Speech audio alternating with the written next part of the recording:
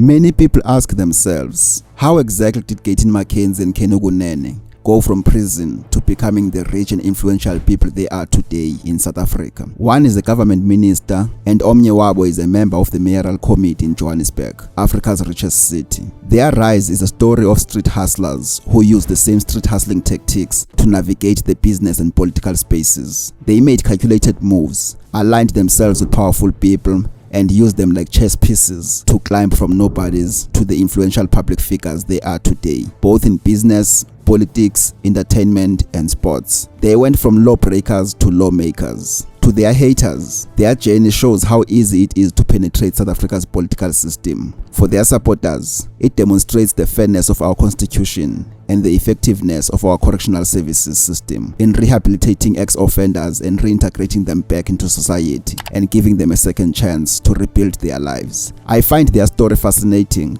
because it is never told honestly, both by themselves, their supporters, and their critics. Their supporters sanitize it, making them seem better than they are. Their critics distort it, making them seem worse than they are. Each side pushes whatever narrative suits their agenda. Personally, I don't have a dog in this fight, but I just want to know, how exactly did these guys made it from lawbreakers to lawmakers? Let's dive in. I am an African. I can never sell out Africa. Never. What do you mean? Never. And never again. So, Blair, keep your England and let me keep my Zimbabwe. The struggle against apartheid should be intensified at all fronts. It is an ideal for which I am prepared to die. I'm going to show you how great I am.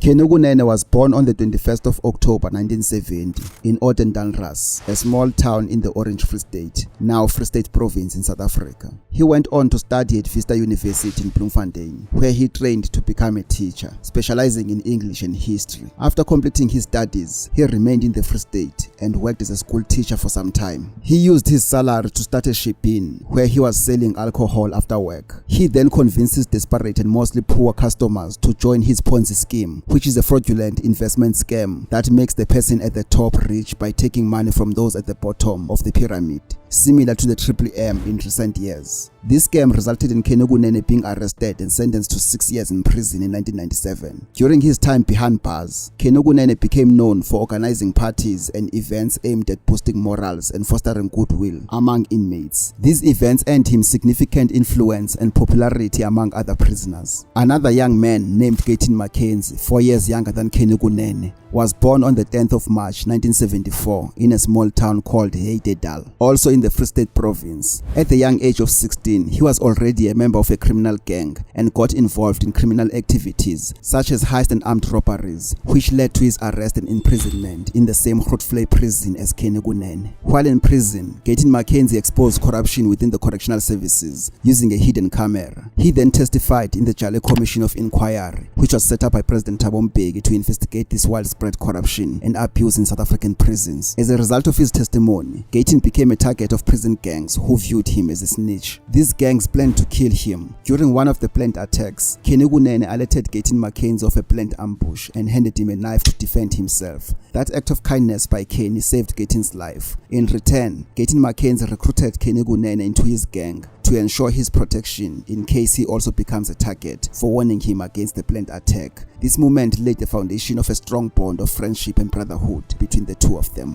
How did you meet Kunene? Yeah, very interesting. I was in jail in Grootfontein maximum security prison. And we then decided we're going to make a video to expose all the corruption, all the rapes in jail. We made this video, long story You decided to snitch? Yes. Like, you call it snitch, this snitch. Nothing I can say about it. Because I went against who I was. Yes. Yeah. And, you know, when we brought out that video, it was shown all over the world. It was shown everywhere. And when we came out, and then the war started, the 28th, and everybody now wanted us dead. I see 3 guys that I know. But on their facial expressions, guys are not the way I know them. How he is. Yes. And I'm like, what's happening here? And then there comes a guy pushing a trolley. The T-boy in jail. The T-boy pushing a trolley. And he says, there's guys waiting for you around the corner with knives. That was Kenny. It was a T-boy, I didn't know him. That moment, he was having a half-eaten cake and a knife there. So I took the knife because there's nowhere to run. Yeah. And I go around the corner and they step me here, you can see my hands. And I stepped 3 of them, they stepped me, but I managed to get out. So Kenny basically saved my life. I was dead. Wow, man. And then I called him to my office and said, you know, you gave me the knife, they're going to kill you. I'm going to make you a gang member today because that's the only way I can protect you. So I didn't make Kenny a gang member. And I said, your bed must be here because you saved my life. And we promised each other one thing. We said, whoever goes out first will come look for the other. And I managed to go out first. Eventually, both men were released from prison, though not at the same time. Kunene was the last to be released as he had to serve his full 6 years. Gayton McKenzie was the first to be released as he was granted parole due to his cooperation with the Jolly Commission. In that Jolly Commission, Gayton McKenzie made a name for himself and got a lot of political contacts that would come in handy for him in the near future. After their release, they briefly took different paths that would soon converge. Kunene began organizing community sports events and public gatherings for the youth, while Gayton McKenzie became an author and motivational speaker using his life story to inspire young people to avoid crime. Good morning, everyone. Let me tell you something. What I'm going to tell you today, it's not something I've read in a book. It's not a movie I've watched. I'm going to tell you about my life. But I want to get one thing out of the way before I speak. I walked here and I heard one boy say to another boy, Awe, you're not a gangster. You're not a 26. Stop that talk. You are 20 nicks. You're not a 26. That talk will get you raped in jail. You talk about something you have no idea how to take that further. Speak well, speak like a gentleman. I'm going to tell you, I've seen many men being raped because they try to be something that they are not until you end up in jail and you go away and they say, baru? You're like, all right. And then they know you're not from there. So just speak well. Their journeys overlapped as Gayton McKenzie would sometimes give motivational speeches at those Kunene events, and Kunene would sometimes help Gayton McKenzie with bookings to events where he gave motivational speeches, especially in schools, since Kunene was a teacher before going to prison. So to put it simple, Gayton McKenzie was like a performing artist and Kunene was his road and bookings manager, making sure there were gigs and that they were paid. So they started working together on a permanent basis and turned this motivational speaking thing into a proper business, and even partnered with Nike's Just Do It campaign in schools. Gayton McKenzie was invited to speak all over South African schools, prisons, government-funded youth programs, and even in other African countries. These two jailbirds started making some money legally, and they were just getting started. They invested the profits of this business into starting nightclubs, a seafood distribution business, and security companies, as Gayton McKenzie also worked for Chubb Security Company, which provided security to multiple industries, including mines like Glencore. Kenny and Gayton's newly found security company also provided security services to nightclubs and mining companies like the Goldfields. This security service to this company, plus the political connections Gayton McKenzie made during the Jolly Commission, was about to come in handy for Gayton. Around 2010, Goldfields Limited, one of South Africa's largest mining companies, was faced with a major problem that threatened its operations. The company was struggling to renew its mining license for the South Deep mine it operated because the Department of Mineral Resources required it to have black economic empowerment partners before a new license could be issued, as demanded by the law for all mining operations in the country. According to Goldfields then CEO Nick Holland and Chairperson Mamphele Ramphele, the Department of Mineral Resources, led by Minister Susan Shabangu, told the company who had to be included in this B.E.E structure, and it soon became clear that political connections were key to securing the license. Goldfields didn't have appetite to fight this, so they cooperated, but they also didn't want to be seen as directly involved in giving money and shares to politically connected people, as it could backfire, so they needed a middleman. And they didn't have to look far. Coincidentally, Gayton McKenzie's security company was already contracted to Goldfields. He was young, black, made a name for himself by exposing corruption in prisons, ex-con small business owner, and already had a good working relationship with the company. So he was in the right place at the right time and a perfect fit for the job that needed to be done. So Goldfields then brought him on as a consultant and gave him another contract to help find B.E.E partners for a 9% stake in its South Deep mine so they could secure a mining license from the government. Yaqala ke inkathazo madoda. To pull this off, Gayton McKenzie brought in Jerome Browns, a lawyer with serious political connections. Browns had previously served as an investigator for the Jolly Commission of Inquiry into Prison Corruption, the same commission where Gayton McKenzie testified and made a name for himself. These two built a strong relationship in that commission, and that relationship was now about to pay off. Browns was not a small-town lawyer. He had also been part of Jacob Zuma's legal team during Zuma's 2006 rape trial, which Zuma ultimately won. By 2010, Jacob Zuma was president of South Africa, and Jerome Browns still maintained a good relationship with him. That made Browns a valuable asset for Gayton to pull this deal off, as he was the master key to open political doors that Gayton McKenzie couldn't open himself. So Gayton McKenzie and Jerome Browns structured a Black Empowerment Consortium and called it Invictus Gold Consortium. This consortium was made up of 74 shareholders, but this wasn't just a group of random shareholders. The list was a mix of Gayton McKenzie's friends, in-laws, neighbors, and politically connected individuals,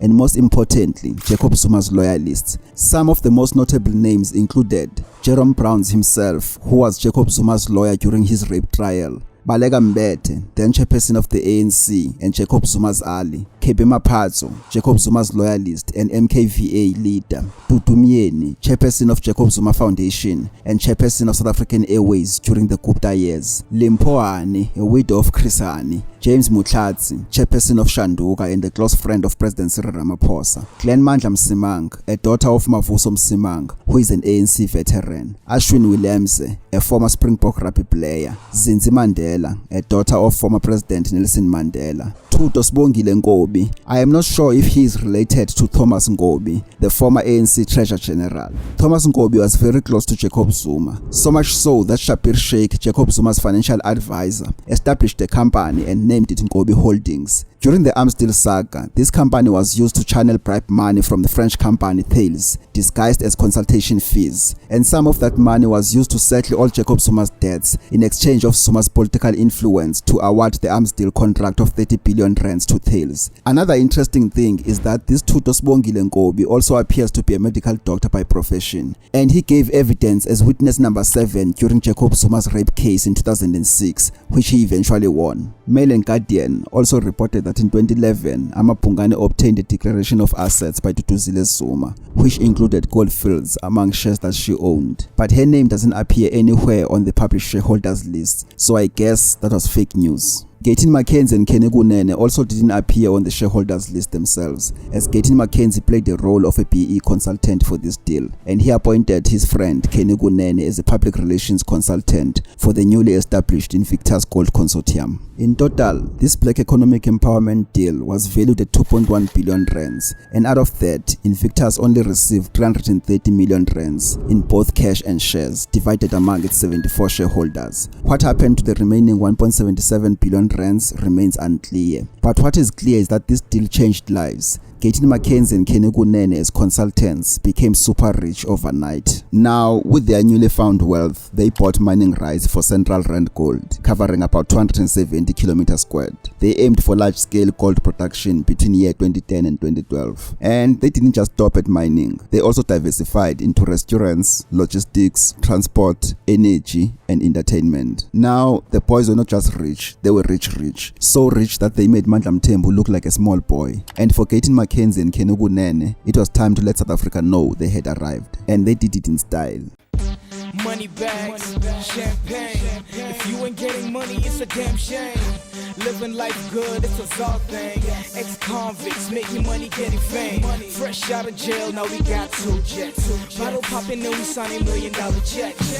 So what? We do it every day. Put your glass up, pour me some rosé. Look at us, homie, now we blowing up. We made it, but yet again, so what?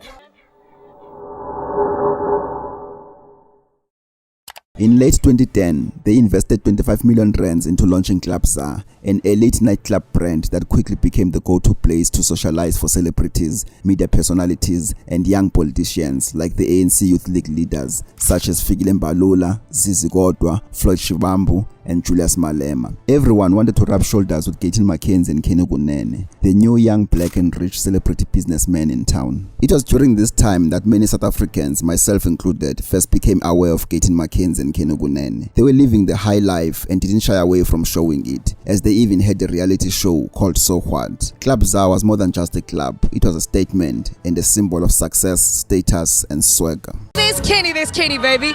Yeah. So you know when you see Kenny, it's gonna be a big party. Now I'm seeing it.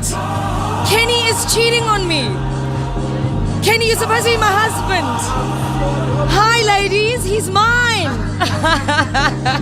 High five on a good party. This is awesome, my babes. Well done. I'm fine, thank you. You're looking so nice. Let's sit down, chit chat with me a little bit. So, the ZA to ZA experience. It's a very big, ginormous thought and concept. Take me through the concept and why ZA to ZA. Malcolm X, who like B.E.E. Phakathi, recently became famous on social media for his random acts of kindness, such as buying and donating groceries or giving money to university students and poor people on the streets, was at this time the ZA guest relations and marketing manager. Once said, "The club is not the core business for its owners, but a hobby through which we network." So, ZA Club was just a chess move for Gayton McKenzie and Kunene to achieve their ultimate objective of having influence in the ANC and government, just to enrich themselves further. And to achieve this, they knew they needed to infiltrate the political circles and establish stronger political connections and proximity to the right people. But instead of chasing after political elites and begging for their attention, Gayton and Kenny devised a plan to make those political elites come to them. So they established this ZA Club as an elite space to socialize, and it worked like a charm for this plan. The ANC Youth League leaders were drawn to this club like moths to a flame and became regulars. Number one, we have some Sinamanga, for sure. Happy birthday, Kenny. Happy birthday, Machozi. Another person these ANC Youth League leaders brought along and became a regular as well was Duduzile Zuma, Jacob Zuma's daughter. Kunene and Gayton McKenzie strategically built a close relationship with her and made sure she always got special treatment whenever she visits the club. But this was not just out of kindness, it was another well-calculated move by Gayton and Kenny to use her to get direct access to her father, who was the president of the ANC and the country at the time. And the easiest way to get closer to Jacob Zuma is through his children.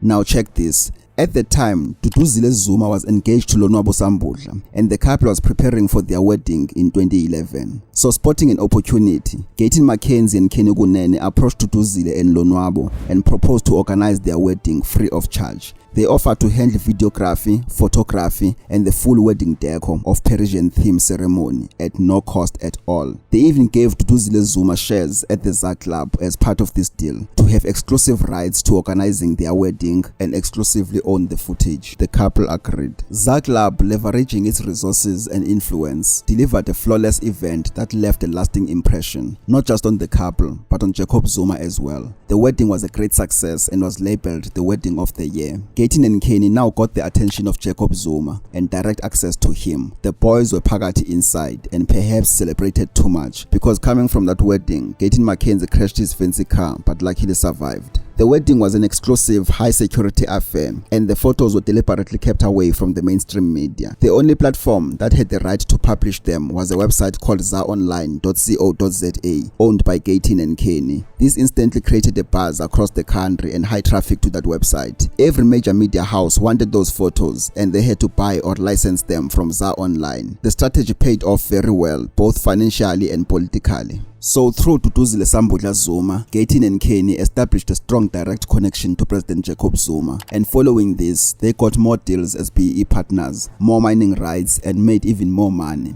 They sang Jacob Zuma's praises everywhere in public and started having more direct influence on him and the policy direction, just like the Guptas did. In late 2011 and most of 2012, this perceived influence created enemies for them within the ANC, as some ministers said they were intimidated and blackmailed by McKenzie and Kunene. The pushback was strong and the ANC managed to convince Jacob Zuma to distance himself from them. So their access to him was cut short and Jacob Zuma was all of a sudden out of reach for them. This created tension between them and the ANC, and that is where the fallout began. Then in June 2013, out of the blue, Kunene wrote a scathing open letter to Jacob Zuma, calling him a monster and a tyrant. In that same letter, Kunene announced his resignation as a member of the ANC and joined the newly formed Economic Freedom Fighters, formed by Julius Malema, the former ANC Youth League leader, after he was expelled from the ANC. I am prepared to sacrifice those things that I did that pleased me as a person for the things that will please the greater community. Malema was by then good friends with Kunene and Gayton McKenzie since the glory days of the ZA Club. No one saw it coming, but this was Kunene living the socialite lifestyle and venturing into politics. Kunene brought along his organizing skills to the EFF. He organized rallies and made them fun and youthful. He was also using his own money to assist both the EFF, Julius Malema, and Floyd Shivambu financially, as the two had no income at the time. But again, this was not out of kindness. It was another well-calculated move by Kunene and Gayton McKenzie. Kunene only joined the EFF just to learn how a party is formed, organized, and run. Hence, in late August 2013, just after 2 months of joining the EFF, Kunene resigned from the organization, accusing both Julius Malema and Floyd Shivambu of being undemocratic and intolerant of different views. One of the reasons that I left EFF is exactly what is happening now in the EFF. The lies, the facade that is being put to the people of South Africa and the world, that there's a revolutionary movement, that the leader is a revolutionary man, whereas he is actually the biggest liar. Then on the 8th of November 2013, Gayton McKenzie and Kunene teamed up and formed their own political party called Patriotic Alliance, with Gayton McKenzie as the president and Kunene as secretary general. Now the Brews were not looking for political connections anymore. They were contesting power directly.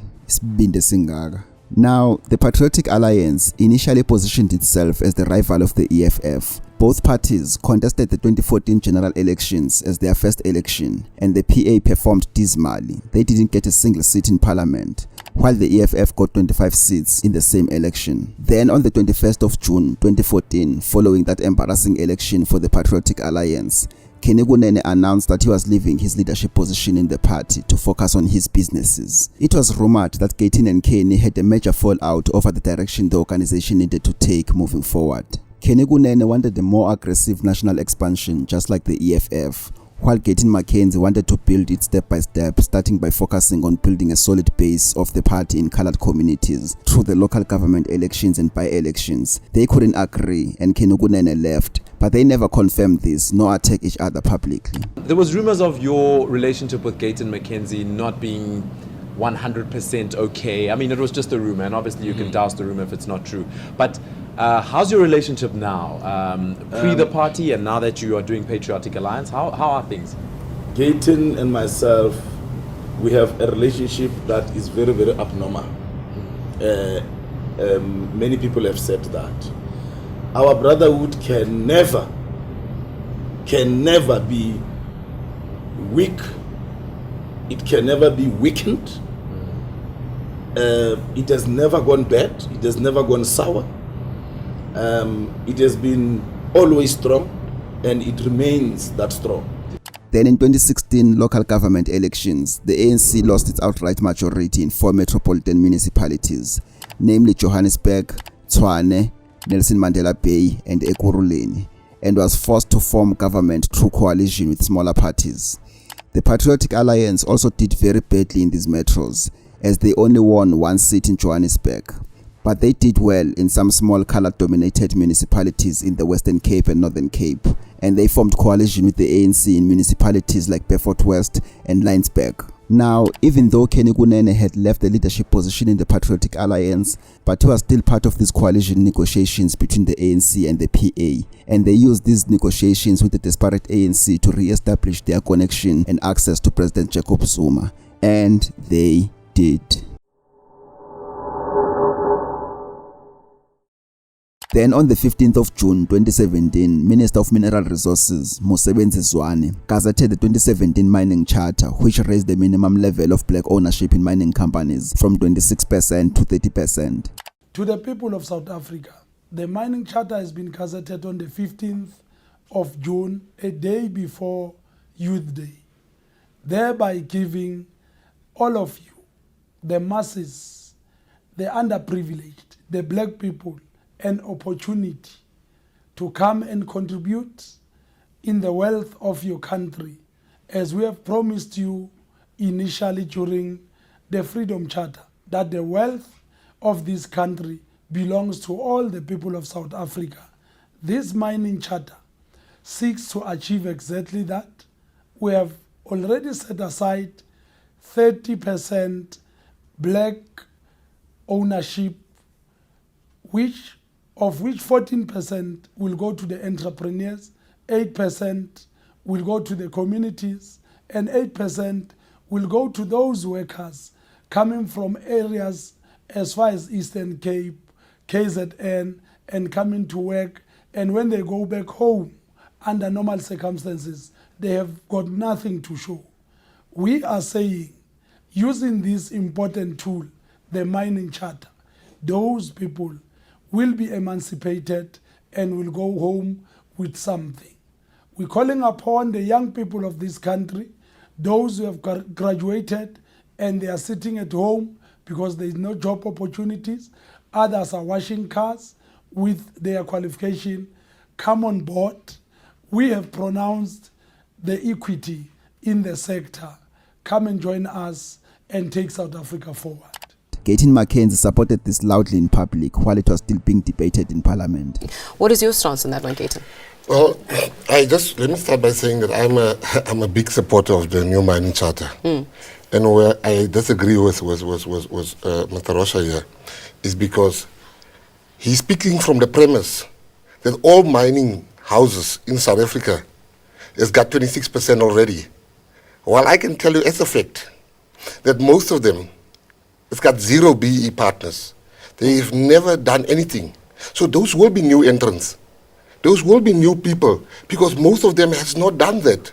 They have not done B.E.E. For instance, I've got a few mines in the Northwest where I can tell you it's like Orania in as far as mining is concerned. You know, I went to the mining in Daba. I go to different mining in Dabas. It's, when you see black people there, you can count them literally. It's either they go for work, but when you sit in all the things where big money is being discussed, they are not there. So I disagree with what Mr. Rocha is saying, that it will be the existing 4%. Because how can it be 4% if some are on 0? Then in early September 2017, Petro SA announced a 5.3 billion deal with the Russian company Rosgeo to drill for gas off South Africa's southern coast. This project was expected to produce up to 4 million cubic meters of gas per day, which would then be supplied to a gas-to-liquid refinery in Mosel Bay. Following this, on the 17th of September 2017, the Sunday Times reported that Gayton McKenzie and Kunene, accompanied by David Mahlobo, who was the Minister of Intelligence and a die-hard loyalist of President Jacob Zuma, traveled to Russia together, where Gayton and Kunene were introduced as B.E.E partners to the Rosgeo executives in Moscow. Then they flew from Russia to China to attend the 9th BRICS Summit, where they signed this 5.3 billion deal with Rosgeo as the company's B.E.E partners in South Africa. This deal immediately raised questions in the country and within the ANC. Then the organization's pushback against Gayton McKenzie and Kunene's influence on Jacob Zuma and the government started right where it left off. Some factions within the ANC referred to Gayton and Kunene as the new Guptas. Gayton McKenzie and Kunene denied these allegations, claiming that it's a campaign against them that was driven by Jacob Zuma's enemies within the ANC.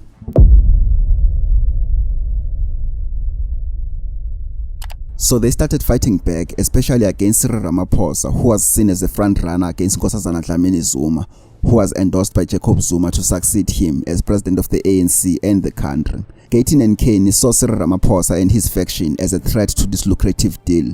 so they started decampaigning him, calling him a sellout since the Codesa negotiation days, and praised Jacob Zuma at the expense of Cyril Ramaphosa, hoping to give Nkosazana Dlamini Zuma an advantage over him in the upcoming elective conference of the ANC in December 2017. But to be fair to them, they did not start the decampaign, because on the 1st of September 2017, before they even went to Russia, the Sunday Independent published leaked emails showing Cyril Ramaphosa flirting and having affairs with several women. This is where the nickname Cupcake came from, as he used that word to refer to some of the women in the emails.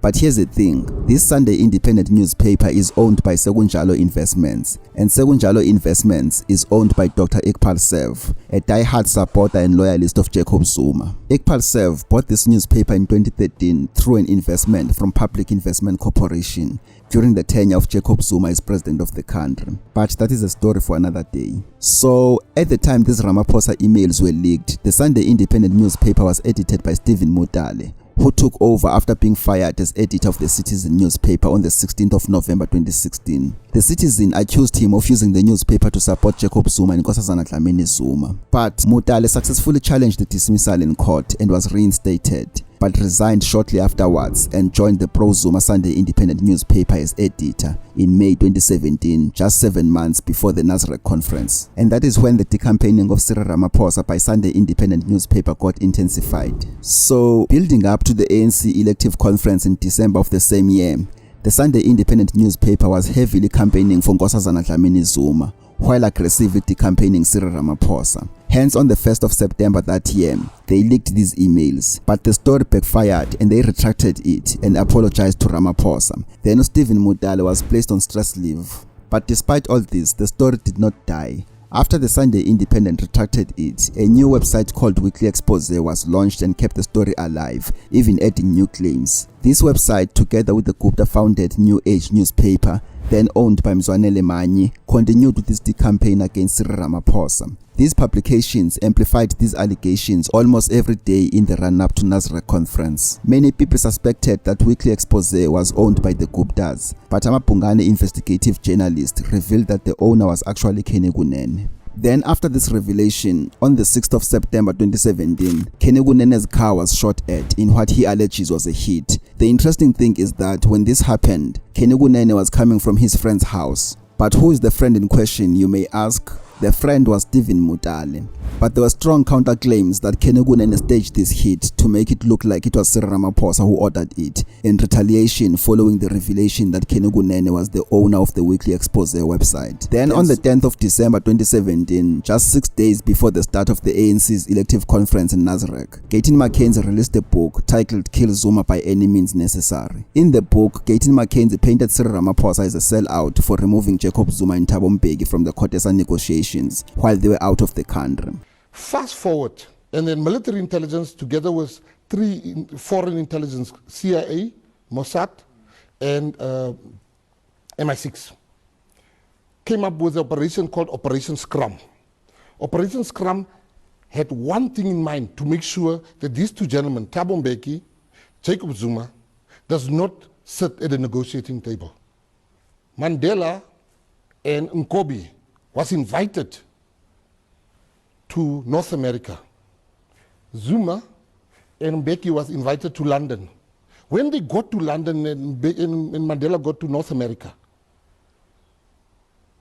but Zuma says to Mbeki, I'm going to go listen to Africa Report. He listens to say Zuma has been removed and Mbeki has been removed. He runs down, he finds Mbeki walking into the dining area. He tells him, we've been removed. Mbeki laughs like, Zuma, there's no such a thing. He says, I'm telling you, we have been removed. And Mbeki says, listen, they can remove me, they can't remove you. Only President Mandela can remove you. Why don't you call President Mandela? President Zuma makes a call through to President Mandela. Mandela scolds President Zuma. There's no such a thing. You cannot be removed. I'm the only one that can remove you, and I've not removed you. Long story short, when they landed, they found out that they've been removed and replaced by Cyril Ramaphosa. He also claims that Jacob Zuma survived multiple assassination attempts. Gayton McKenzie was basically singing Jacob Zuma's praises, trying to save his guest deal by making sure Cyril Ramaphosa didn't emerge in that conference. But unfortunately, this book was not effective at all, because he released it very late when the conference was just 6 days out. So this book by Gayton McKenzie and the weekly expose website by Kunene were part of a well-coordinated smear campaign against Cyril Ramaphosa ahead of the ANC's 54th elective conference in Nasrec, December 2017, where he was contesting against Nkosazana Dlamini-Zuma. But the rest is history. The campaign failed dismally, and Cyril Ramaphosa defeated Nkosazana Dlamini-Zuma and was elected ANC president at that conference. Then 2 months later, Jacob Zuma was recalled and Cyril Ramaphosa became interim president of the country in February 2018. And the 5 billion deal between Petro SA and Ross Geo that had Gayton McKenzie and Kunene as B.E.E partners was immediately put on ice. Then came the 2019 general elections. The Patriotic Alliance, whose leaders were so preoccupied with the ANC's internal politics, performed dismally on the ballot box due to their lack of national brand recognition outside of a few colored communities around the country. This outcome proved Kunene's argument right and Gayton McKenzie's argument wrong regarding the strategy their organization should adopt. So the following year, in 2020, Kunene, who had previously left his position as Secretary General, returned to the organization as Deputy President. They immediately started with the national expansion, aiming to build the organization countrywide beyond just few colored communities, as Gayton McKenzie initially wanted. So Gayton McKenzie's way of doing things failed the organization. Now it was time to try doing it the Kunene's way. Kunene's approach paid off in the 2021 local government elections, as the organization performed extremely well and exceeded the expectations of many who had written them off. Just looking at the leaderboard behind me, the Patriotic Alliance has 4 wards so far. They actually are making more gains, specifically in Bedford West Municipality. They've gained about 3 seats. And I'm joined by the man of the moment, Mr. Gayton McKenzie. Thank you so much for joining us at SABC News. You seem quite elated. It seems as if your party is doing very well. I mean, we spoke to you before during the by-elections and you expected this same trend in the election. No, definitely. I'm elated. I'm very happy. I'm grateful for our voters. Yeah, we are not shocked today. We knew that. We were expecting this. What you see here, Beaufort West is a clean sweep. In the Western Cape, in every municipality in the Western Cape, we've got representation. We are everywhere. We are waiting for the big 2, the city of Joburg and Ekurhuleni. In that term, the Patriotic Alliance grew in popularity and went on to win multiple by-elections and its first council in the Greater Karoo municipality in 2022. And Gayton McKenzie was elected mayor of the municipality, despite not being from the area. He argued that he accepted the position to demonstrate what he could achieve when given power. And Gayton has always made it clear that he wants political power. Solve some of these problems outside of even politics. Maybe set up a Gayton McKenzie Foundation. I think that would be really dope. Maybe you can run both at the same time. I don't know if you guys have capacity. No, my brother, I'm not going to set up a foundation. I want political power. I have time now for foundation. I'm going to set up. You see, that what you just said about our people sometimes. You know, I don't have time for foundation now. 12 months I'm going for presidency. But in 2023, they were embarrassed when they failed to fill the stadium during their 10-year anniversary rally, and Gayton McKenzie addressed empty chairs. Meanwhile, in the same year, the EFF also celebrated its 10-year anniversary at Moses Mabhida Stadium, and they filled it to the brim.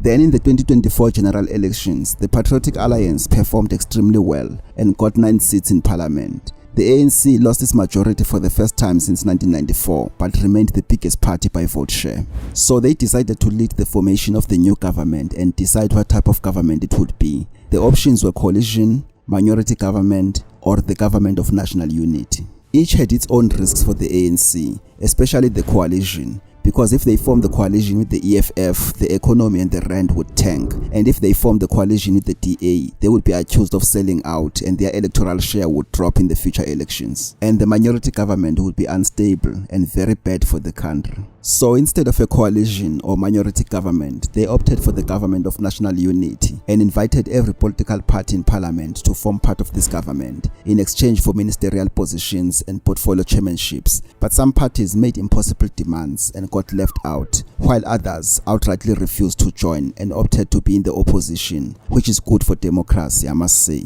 So the Patriotic Alliance, which holds 9 seats in parliament, also joined the GNU, and Gayton McKenzie was appointed Minister of Sports, Arts and Culture, making it to the government and cabinet before Julius Malema and Floyd Shivambu. Kunene yena became MMC for Transport in Gauteng, which also formed the government of provincial unity. Now the boys had politically arrived and had political power, and the question was, what will they do with that power? One of the common ways to show that you have money and power in South Africa is by owning a soccer team. Now, this is taking us to the Premier Soccer League.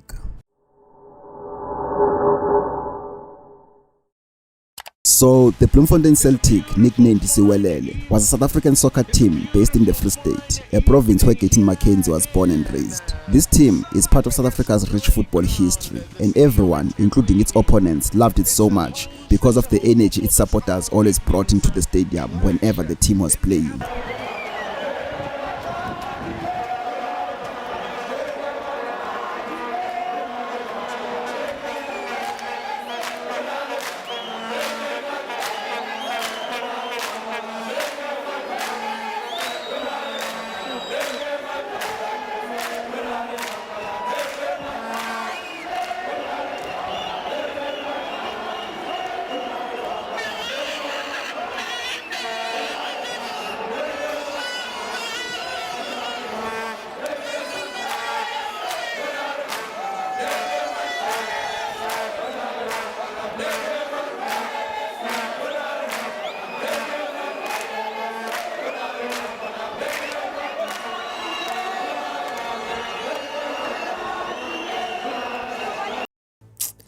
Yeah, these guys would sing like this from the match build up until the end of the game with the same energy, regardless of whether they are winning or losing. But in 2020, the club went through financial difficulties and sold its status to Kunene Mkhize, a businesswoman from KwaZulu-Natal. She bought the team and relocated it from Free State to KZN and renamed it Royal AM. AM being the initials of her son, Andile Mpisane, who also became the team's chairperson, captain, and jersey number 10. Wherever I am when it comes to football, Andile will always be party. Remember, I didn't come to football because I love football. I came to football because I was supporting my son, but unfortunately, I got addicted to it. So anything that's got to do with soccer and myself, Andile will always be party to it. And just like that, the Bloemfontein Celtic supporters were left without a team of their own. But their football-loving spirit never died. Despite not having a team, they still attended most PSL matches wearing Isiwelele's apparel. And when any match was played in Bloemfontein, the stadium was guaranteed to be packed. This led to Marumo Gallants trying to fill that void by playing their home games in Bloemfontein. But then, during the 2024-2025 Premier Soccer League season, Mkhize came under fire from SARS over unpaid taxes, and her assets were attached and put up for auction. And these assets included the Royal AM Football Club. Gayton McKenzie, who was by then the Minister of Sports, Arts and Culture, kept true to the promise he made to the people of Bloemfontein to bring Isiwelele back. He made this promise even before he became a minister. The people of the Free State has been deprived of football. Every Tom, Dick and Zabulani promise every year they bring the team back. I can tell you categorically now that I'm an arm's length, but there's family members of mine that dug into their pocket and they got a team and they got SuperSport, and they will talk tomorrow about that. But as a minister, when I get reshuffled, I'll go look for a job there as a mascot or something. But there's no link to me, and there should not be a link. But my involvement was actively, publicly, to tell South Africans, I'm going to make sure that Isiwelele returns to the Free State. And it's about to happen if the negotiations go well tonight. You see, I'm here. They're busy negotiating tonight. And it's a proud thing for me. I knew nothing else. I grew up very poor. The only time my family was together and the only time my father hugged me was when Celtics would score a goal. And it's very emotional for my family. And my son has taken over our family business because as a minister, you're not allowed to own a business. And he was there at the deathbed of my father. The last thing he spoke about was Celtics. So you can understand how this is an emotional thing for my family. So we can't sit here and my family has the resources, and the people of the Free State are suffering. That can never happen. So I was very proud when my son told me that you do what you need to do, I'm going to do what I need to do. And I'm very, very proud of So it. through his son, Calvin Lee John, who is now running all family businesses while Gayton is busy with government work, they attempted to buy back Royal AM through the SARS auction. But for some reason, the deal did not materialize, leading to them looking for another team to buy elsewhere.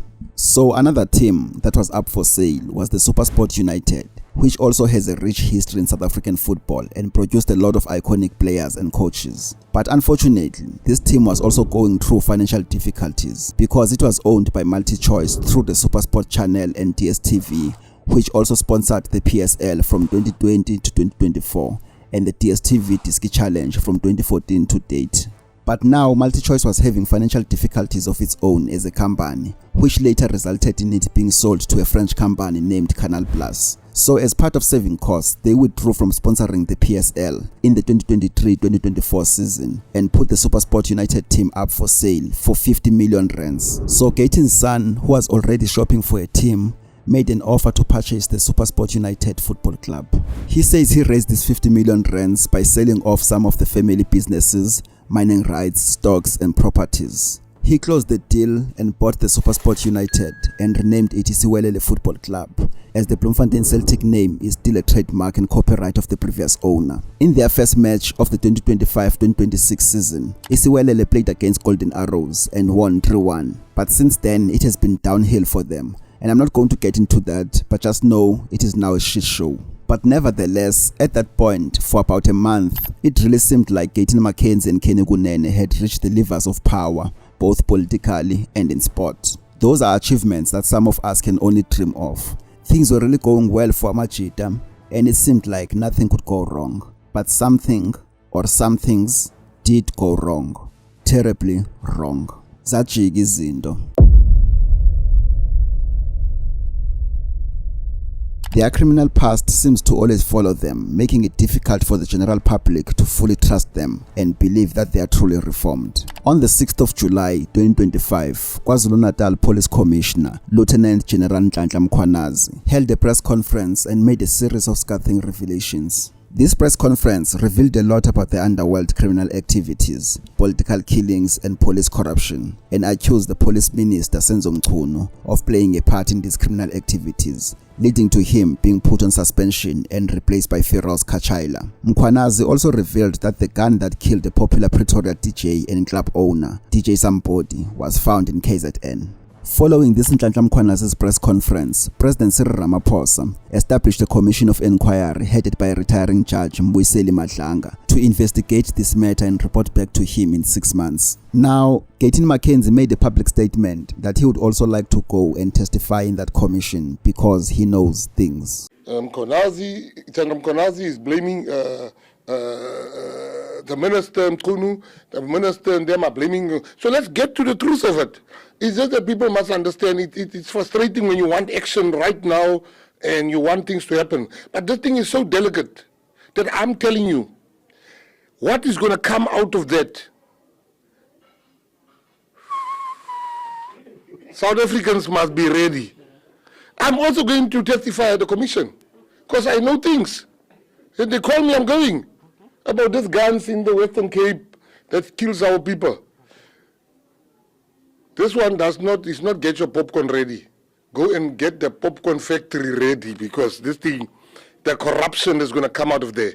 Had every gang boss of every cartel in the world, always when you hear they're being arrested in South Africa, they are here. What are these people doing here? A week after he made that statement, the police went to the house of Kateso KT Molife, who is accused of masterminding DJ Sambodi's assassination, to arrest him. But when they arrived, they found him chilling with Kunene in the house. This led to Kunene being put on special leave as Deputy President of the Patriotic Alliance and stepping down as MMC for transport in Gauteng, pending their own internal investigation. By the way, before DJ Sambodi rose to prominence, I used to work with him in Tshwane.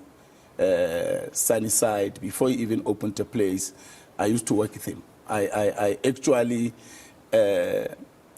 groomed him in the entertainment industry. We did things together. I advised him about the entertainment industry. His brother knows that. So he was a good guy that I worked with. Gayton defended his friend, insisting that it was a setup, saying Kunene would never even hurt a fly. If there's a murder that happened, and there's only two suspects, me and Kenny, I must be the main suspect. You know, Kenny Kunene can't hurt a fly. That guy is such a soft character, let me tell you. And the mistake with him, that I said, that's my fight with him always. He's too accessible. You call Kenny, where are you? Why? I'm here in the squatter camp, there's a party going here. Where are you? No, I'm just saying, I'm here, this suburb meeting, this. He's never at home, he's always busy and he's accessible, but I can tell you, man, he doesn't believe he was set up. I do think, he says to me, no, I wasn't set up. It was pure coincidence. I said to him that he was there during the time of the arrest. I have no proof, but I can't say for a fact. I just have a gut feeling that. But let's wait for the investigation. People must also know that we've worked very hard to rebuild our reputation coming from jail.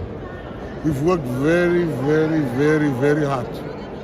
We will never, and I'm speaking for Mr. Kunene also, we'll never risk that by associating with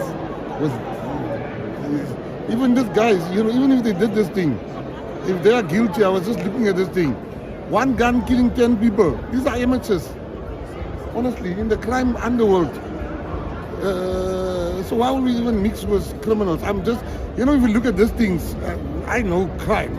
I can tell you now, when I heard this gun killed 10 people, I already knew you're dealing with amateurs, and I want to congratulate the cops again. I'm glad they caught them, and you would not find me in the company of those people, and you will not find Mr. Kunene in the company of those people, but what happened was very unfortunate that he was there at that time. That same month, Kunene lost his appeal against Julius Malema, who had sued him for calling him a cockroach in retaliation for Malema calling them Amabandindi. When it rains, it pours. This was bad PR for the Patriotic Alliance, so they desperately needed a way to escape this negative attention as soon as possible. Then a few weeks later, a YouTube podcast called Open Chats made a distasteful comment about the colored community. And in an attempt to divert attention away from the Kunene saga, Gayton McKenzie got involved and threatened to take the podcast host to court in defense of the colored people. Open podcast, we will rock up there while you're busy recording, and we want to hear the same energy about us when we walk in that room. We will find you. We'll find where you record. And we want to see the same energy. The same energy of insulting us like that. I'm the leader of the Patriotic Alliance, and I'm saying to you, you don't know the PA. They will rock up in numbers to the SABC. But that proved to be a miscalculation on his part, and it backfired badly. Twitter users accused him of opportunistically politicizing the matter to benefit his own political party and sowing divisions in the country, instead of using his position as Minister of Sports, Arts and Culture to correct the situation and not call for the cancellation of young people who are trying to fight unemployment by starting their own thing. Twitter users started pushing back against Gayton McKenzie and brought up some of his old tweets where he used racial slurs and made racist comments about black South Africans. They went as far as calling on President Ramaphosa to remove him as a minister. Complaints about these resurfaced tweets were launched with the South African Human Rights Commission. The commission has since launched an investigation into Gayton McKenzie, saying there is prima facie evidence that Gayton's remarks violated the Promotion of Equality and Prevention of Unfair Discrimination Act. So the South African Human Rights Commission is planning to take Gayton McKenzie to court over these tweets. But Gayton McKenzie rejected these claims, insisting his posts were anti-racist and accusing the South African Human Rights Commission of defamation. The issue remains disputed and the Patriotic Alliance is refusing to publicly comment on this matter. But since then, things seem to have returned back to normal for them. The PA's internal investigation cleared Kunene of any wrongdoing and reinstated him as deputy president of the organization. He was also reinstated as MMC for transport in Gauteng after Gayton McKenzie threatened to pull the party out of the government of national unity and Gauteng's government of provincial unity if their demands to reinstate Kunene to his post were not met. So at the time of recording this video, the boys are still up. Thanks for watching, Matandazwe. If you made it this far, it means you really enjoyed the video. So please support the channel by liking, commenting, subscribing and sharing. Hey, Tara! Why are you paying bail for people? What is the guy's name? Katie Molefe. I don't know him, but why are you paying bail of almost 400,000 for Katie Molefe? We want to know. I must ask you, why did you pay bail for him? If you indeed did pay bail. Now, Press, if I paid the bail, why wouldn't you know? Because, in fact, you are the one that sent me a message that Molefe just got bail. Oh, yeah, that's it. You sent me a WhatsApp and said, I see Molefe just got bail. Yes, I remember. I saw on social media. How could I have paid bail if I was informed by you that you got bail? And I said, what? Yes, I remember. That was my response to you. So how could I have paid bail if you were the one who actually... Oh, yeah, I never thought about it that way. Because you are always on social media. I'm not always on social media. So you are the one that informed me.